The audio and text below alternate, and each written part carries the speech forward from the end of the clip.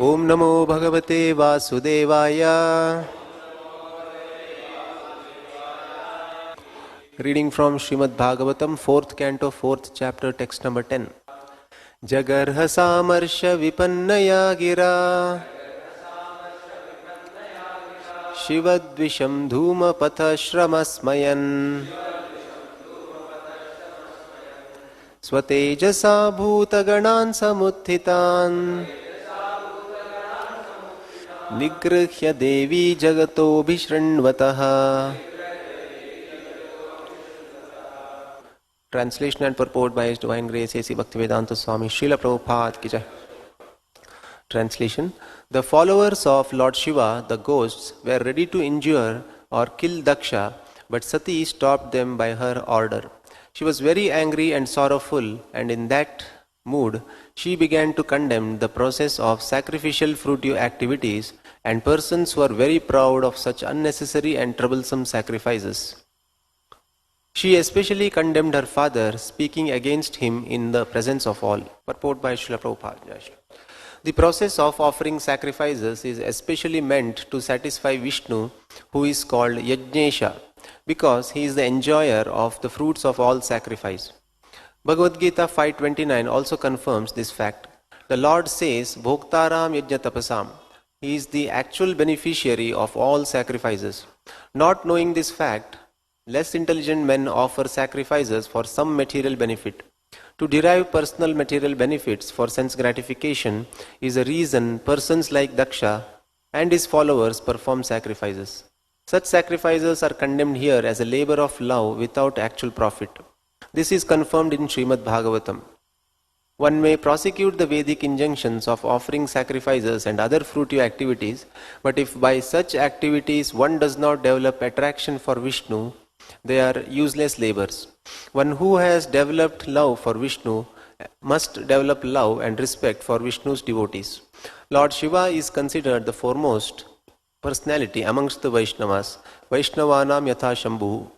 Thus, when Sati saw that her father was performing great sacrifices but had no respect for the greatest devotee, Lord Shiva, she was very angry. This is fitting. When Vishnu or a Vaishnava is insulted, one should be angry.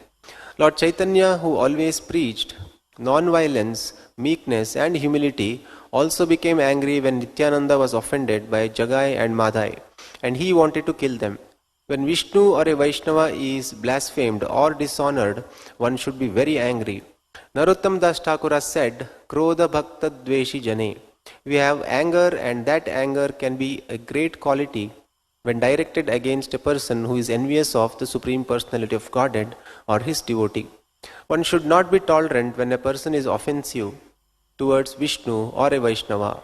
The anger of Sati towards her father was not objectionable, for although he was her father, he was trying to insult the greatest Vaishnava.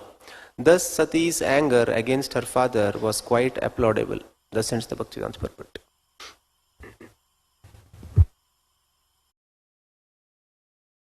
So, Sati could not tolerate that there was no respect for Lord Shiva, no oblations for Lord Shiva, there was no chanting of his mantra, whereas all the three primary deities have to be respected in any of these homas, yajnas.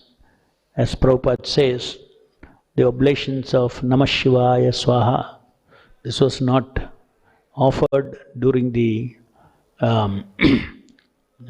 sacrifice, and therefore Sati was very angry that her husband was being insulted. So Prabhupada says here that Vaishnavanam Yatha Shambho, Lord Shiva is a great Vaishnava, and if there is no question of auspiciousness in any function if Lord Shiva is insulted. In our yajnas, whenever we perform homa, we perform for Guru Gauranga, we offer oblations to spiritual master, and spiritual master, a pure devotee of the spiritual master, also represents Lord Shiva, and he is as a pure devotee of the Lord. Therefore, our homas are also complete in itself. It is said that the worshipping the spiritual master is same as amounts to worshipping the sum total of all demigods for Vaishnavas. So therefore Vaishnavas always worship their spiritual master and then Vishnu. So that is so our yajnas are also completed, our pujas are completed, our offerings are all complete because of the offering everything through the pure devotee spiritual master. So here Prabhupada says Sati's anger against her father was quite applaudable, and our great acharyas like Narottam Das Thakur has said, Krodha Bhakta Dveshi Jana, Krodha has to be engaged against, has to be directed against persons who are envious of either his devotees or the Supreme Personality of Godhead. So even Krodha has a place in Vaishnava's life.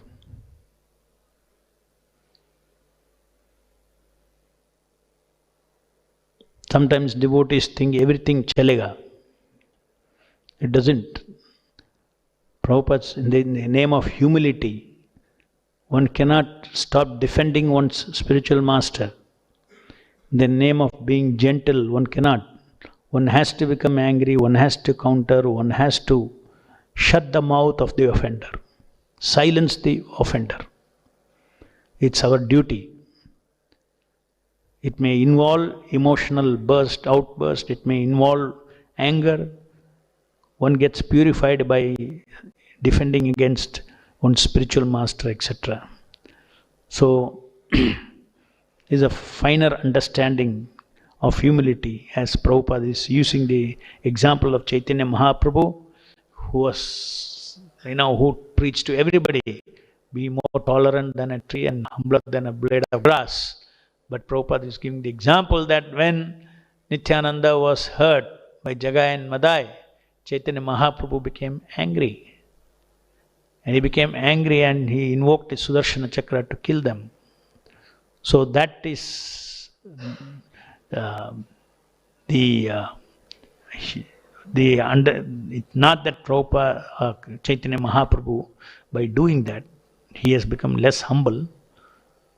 It has not contradicted his character of humility by ready to even kill Jagai and Madai. So that is a standard set by, that is a standard for all the Vaishnavas, that is Vaishnavism. Because we are a personal philosophy and everybody at all levels giving respect to the Vaishnavas and not seeking respect for oneself is a principle of the spiritual world itself.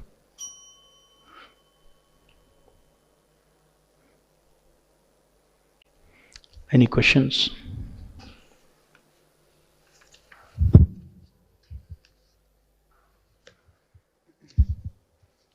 Hare Krishna, Prabhu. Prabhu, actually, when we are preaching about any of our, like when we are preaching about Krishna and Prabhupada, when you go for preaching, so that time sometimes people are ignorant about the position of Prabhupada and they start offending the spiritual master. So now if we get angry, we can't leave that place because we're actually preaching them. And if we get angry, they might never come back. So in this case, Sati actually burnt herself. So what should we do? See, you have to see in all these things what is the heart of the person. Here is Daksha was clearly envious. Sometimes people out of ignorance they say something, very easy to correct them. If you preach properly, they will change their mind. But if somebody is very envious, then they won't change. So very easy to silence such people. Some silly things they will say. Just like I was telling the other day, they will say, why Prabhupada is using only his Gita as it is. First of all, you say it is not, you say that this is exactly as what Krishna spoke. right? And that is why Prabhupada said, as it is. Spoke means what meaning was conveyed by Krishna. And that being a pure devotee, he knows the heart of Krishna, therefore he has a revelation. What is the actual meaning? You can have 100 meanings out of one sentence, right? So then they'll say, oh, then they will only think that, oh, yours is Bhagavad. So many Bhagavad Gitas are there. Now that does not amount to blaspheming Prabhupada. It is an opportunity for us to preach about Prabhupada. So we have to be very expert. We have to explain to them that how they do not even know how one sentence can have so many interpretations. What is it that Prabhupada is saying? They say, okay, if Prabhupada is as it is, why purport is there? That means he is speaking something. He should only speak what Krishna spoke. So no purport is there. So how is it as it is? When I was preaching book distribution, many Indians have asked this question. Especially people who know about Bhagavad Gita and all. They say, why it is called as it is? So I had one, I don't know where I did, many years back, in some Karmi book or something, I had read this. I think it's a book on communication. So there an example is given of how one sentence can have so many meanings, one simple sentence. The sentence is like this. I did not say that he stole the bread. What is the sentence? I did not say that he stole the bread. Now you can tell this in different ways. It will bring different context. Suppose you stress I. I did not say he stole the bread. That means I did not say, he told. Communication is what? Communication, when you stress I, communication is, I am not the one who told. Somebody else told. That is the focus. Rest of the sentence meaning is not there. I did not say he stole the bread. Then if you focus then, next, I did not say he stole the bread, I wrote.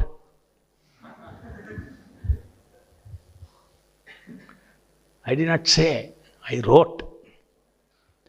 Next, I did not say he stole the bread. No, I did not say he stole the bread. I said that she stole the bread.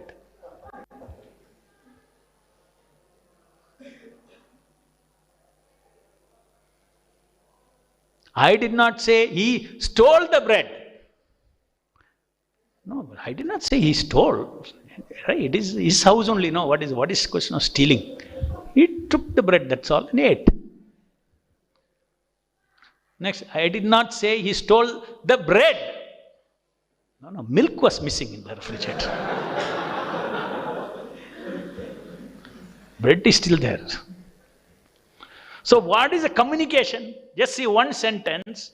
When a person speaks, there is a message that is communicated.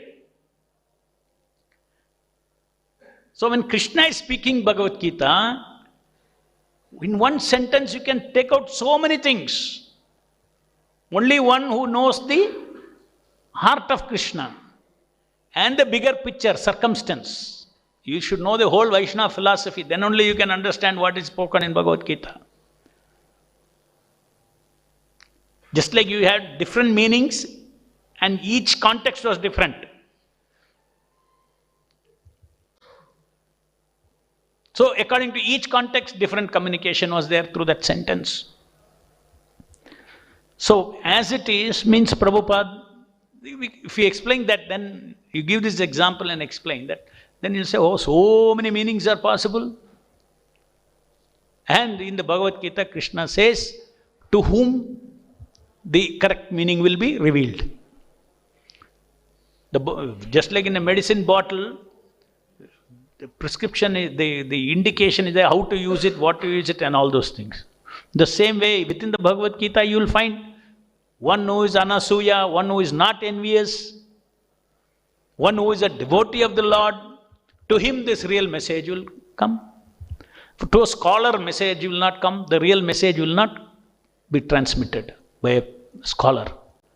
So we don't want scholarly Gitas. We want persons who love Krishna, who know the entire context of Krishna, exactly what he says, the total big picture he knows. Then in that big picture, that's why knowing the big picture, Prabhupada, every page, everywhere, surrender, surrender, surrender.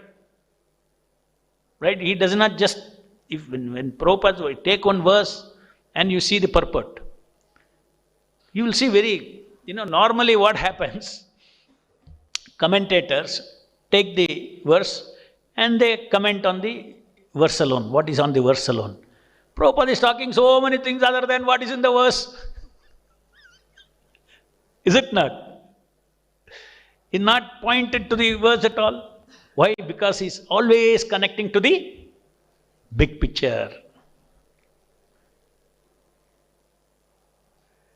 So it is not scholar like that. Sometimes when you wonder, you keep seeing, okay, now you want deep analysis of this verse. He talks about it, but then along with that, he goes on talking so many other things. So that way we actually connect ourselves to the real essential message of Gita in every purport. You get it. In every purport you get it. That is why Prabhupada's Gita is very sweet, tasting for devotees. Because they go on hearing again and again and again about. These purports are so wonderful. I remember when just first time I got Bhagavad Gita, when I was in IIT, so much of rasa in the purport, I would not read the verses. Purport, next purport, next purport, next purport, next purport. Go on reading the purports. Because every purport is glorifying, directly glorifying, personally glorifying, personality of Godhead. Another question?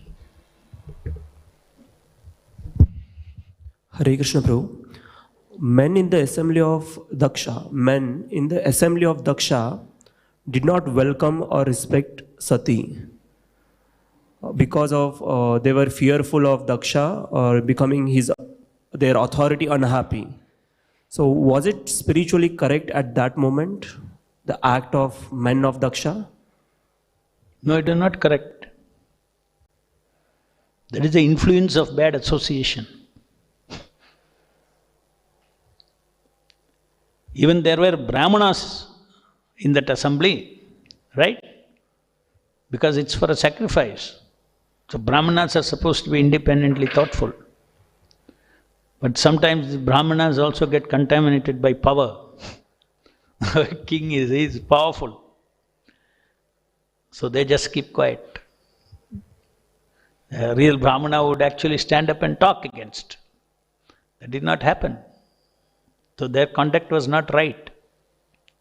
Because Shiva is a universal personality. Why he has excluded Shiva's oblations?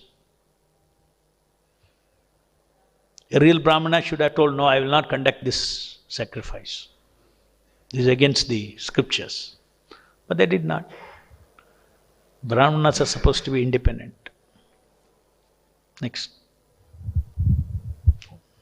Behind. Prabhu, I just wanted to understand two statements in this. One is in 4.4.8, last line, little provocation will terminate the intimacy. Little provocation? Will terminate the intimacy, it is mentioned in 4.4.8, last line. Yes, yes. And the second statement, which is Sati came to sacrificial arena to check whether oblation is being offered to Lord Shiva or not. These two statements, I just wanted to understand how it is like Prabhupada is telling. That intimacy with respect to? Little provocation will terminate the intimacy. Means like relations? Because See, like that is between Shiva and Lord. Shiva and Sati. Yes. Between Shiva and no, is that? Give me that verse. 4.4.8, last line. Acha. Purport.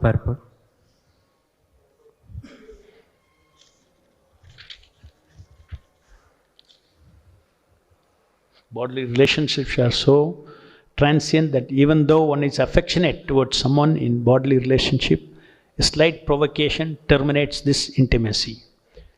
Yes, it's provoked in the sense, here Lord Daksha's self-interest was being touched upon by Sati.